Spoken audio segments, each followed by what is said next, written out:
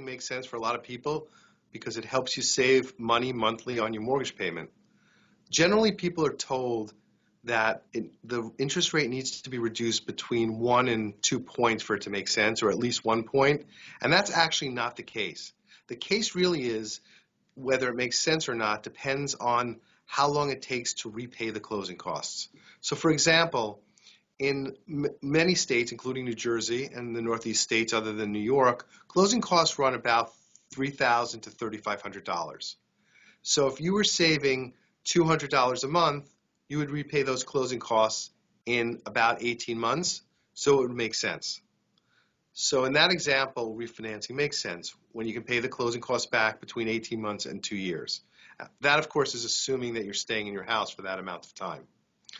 Another way you can do it, though, even if it doesn't make sense with respect to the closing costs within the 2 years, is many lenders will offer what's called no closing costs refinances. Now, what those are refinances where the lender's actually paying the closing costs for the borrower. And what they do is increase the interest rate by about 1/4 point. So your payment will go up a little bit as opposed to the lowest rate it could be. So maybe instead of being 4, it would be 4 1/4. But that still may save you $75 or $100 or $125 a month without you paying anything for the refinance.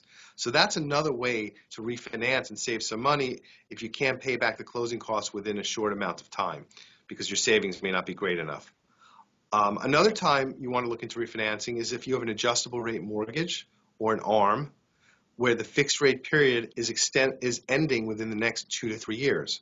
So if you have a 7-year ARM, for example, which is a loan where it's fixed for 7 years, and you're in year 4 or 5, you may want to look into refinancing that into either a 30-year fixed or maybe a 20 or a 15-year fixed.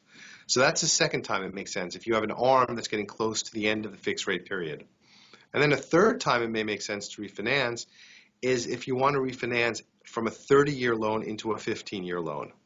The interest rates on the 15-year fixed rate loans are 1 point lower than they are on the 30-year loans. So if right now the 30-year loans were 4 1/4, the rate on a 15-year would be about 3 1/4. So if you can afford a slightly higher payment, because the payments will go up on a 15-year over 30-year, it's worth considering. The advantage of that is you're going to pay your loan off a lot sooner. So maybe you're 5 years into your loan and you don't want to start another new 30-year loan.